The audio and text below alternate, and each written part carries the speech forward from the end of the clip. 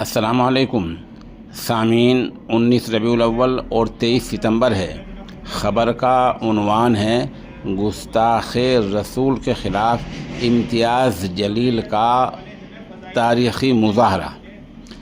ये आप तस्वीरें वीडियोस देख रहे हैं, ये इम्तियाज़ जलील साहब हैं जो तिरंगा हाथ में लेकर निकले हैं, जिनके साथ सैकड़ों कारें हैं, हज़ारों आदमी हैं, और ये सब इस बात की मांग कर रहे हैं कि गुस्ताख़ रसूल रामगिरी को फ़ौरन गिरफ़्तार करके अंजाम तक पहुंचाया जाए। जो भी कानून के तहत सज़ा होती हो वो सज़ा दी जाए। ये मुज़ाहरा कानून के दायरे में हो रहा है। इम्तियाज़ जलील साहब का कहना यह है कि इसको फ़ौरन गिरफ़्तार किया जाए। ख़बर के लिए जनाब क़ारी ज़ाहिद मेटी हमारे राब्ते में हैं।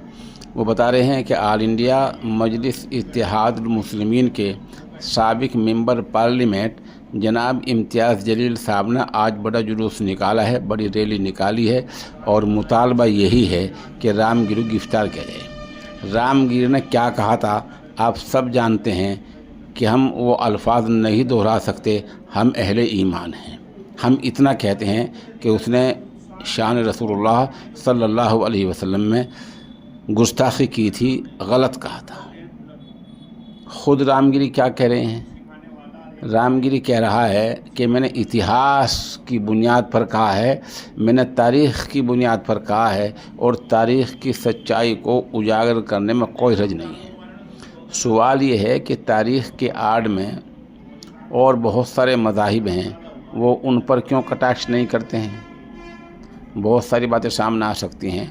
वो मनुस्मृति का मुताला करें, महाभारत का मुताला करें, उन बहुत सारी बातें लाई जा सकती हैं, लेकिन तारीख़ के आड़ में पूरी कौम के जज्बात को ठेस नहीं पहुंचाई जा सकती। ये देश सेकुलरिज़म का हामिल देश है, इस देश में ऐसी बातें नहीं हो सकती। इसके बावजूद महाराष्ट्र सरकार ने रामगिरी को अब तक छुआ नहीं है।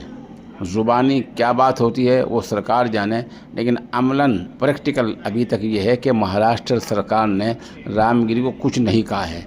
इम्तियाज़ जलील इसी बात को लेकर आगे बढ़ रहे हैं कि रामगिरी को सज़ा दी जाए, क्योंकि कोई भी ईमान वाला अल्लाह के रसूल सल्लल्लाहु अलैहि वसल्लम, आपकी बीवियों, आपके सहाबा किराम के बारे में गुस्ताखी बर्दाश्त नहीं कर सकता।